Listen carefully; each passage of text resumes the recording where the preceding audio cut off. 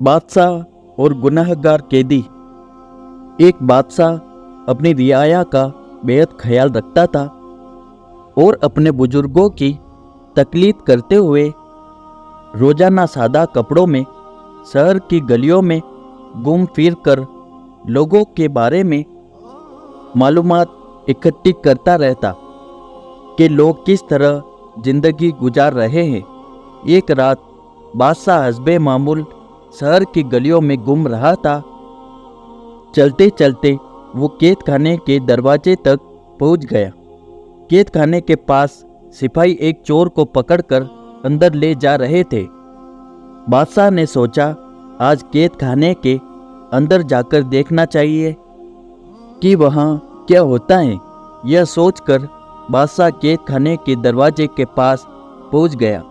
बादशाह को देखते ही सिपाहियों ने पहचान लिया और ताजिम से सर झुका दिए। बादशाह ने जब सिपाहियों को बताया कि वह कैद खाने का मुआयना करना चाहता है तो सिपाही बादशाह को लेकर अंदर चले आए। कैदियों को जब पता चला कि बादशाह सलामत खुद चलकर उनसे मिलने आए हैं तो वो सब बादशाह के इर्द गिर्द जमा हो गए।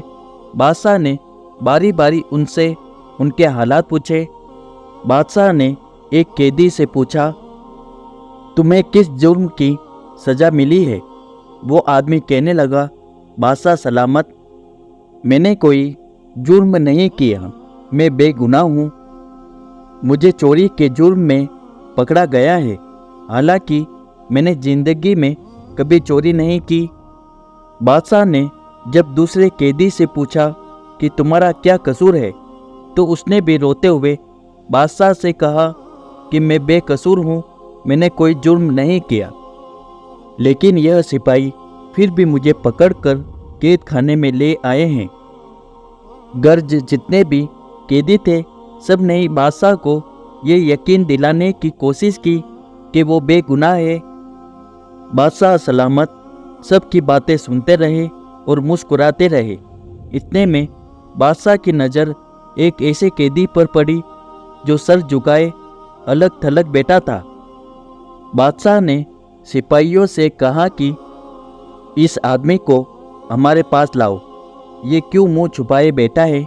सिपाही जब उस आदमी को बादशाह के पास लाए तो बादशाह ने पूछा, ए नौजवान, क्या बात है, तुम मुंह छुपाए क्यों बैठे हो? उस आदमी ने रोते हुए कहा, बादशाह सलामत, मैं बेहद गुनहगार हूँ। मेरे गुनाह ने मुझे इस काबिल नहीं छोड़ा कि मैं किसी को मुंह दिखा सकूं। बादशाह ने कहा, हमें बताओ तो सही, तुमने क्या जुर्म किया है?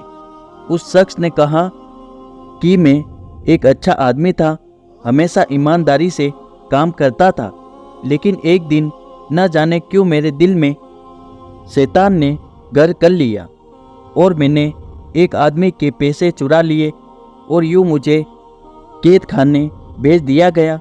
बादशाह ने सोचते हुए कहा, यह ये सब बेगुनाह हैं सिवाय तुम्हारे।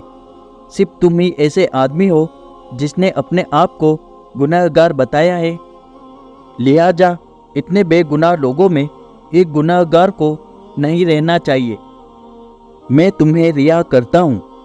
कुछ अरसा बाद बादशाह फिर कैद खाने का मुआयना करने गया और बारी बारी कैदियों से मुलाकात की। इस दफ़ा हर कैदी ने बादशाह को अपने जुर्म की तफसील बताई।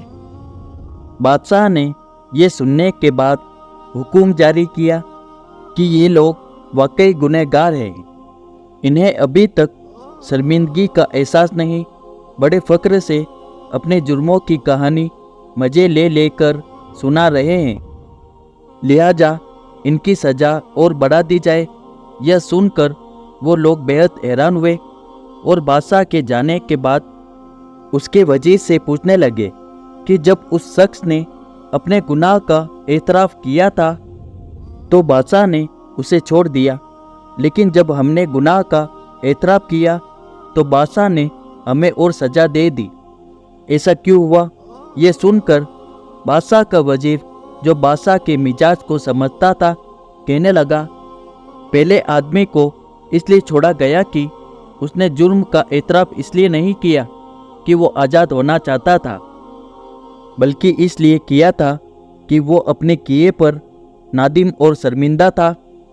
लेकिन तुम लोगों ने पहली दफ़ा बादशाह को अपनी बेगुनाही की कहानी इसलिए सुनाई ताकि वो तुम्हें आज़ाद कर दे, और इस दफ़ा गुनाह का एतराफ़ भी इसलिए किया कि शायद बादशाह तुम्हें छोड़ दे, इसलिए बादशाह ने तुम्हें आज़ाद नहीं किया। तो दोस्तों, बिल्कुल इसी तरह अगर हमें सच में अपनी गलती या गुनाह का एहसास हो जाए और उस पर नदामत भी हो, तो हमें सिद्क दिल से माफ़ी मांग लेंगे और वो अल्लाह बहुत रहीम व करीम है, यकीनन हमें माफ़ भी कर देगा, बेशक वो माफ़ करने वाला है। वीडियो पसंद आया हो तो लाइक और सब्सक्राइब कर दीजिए।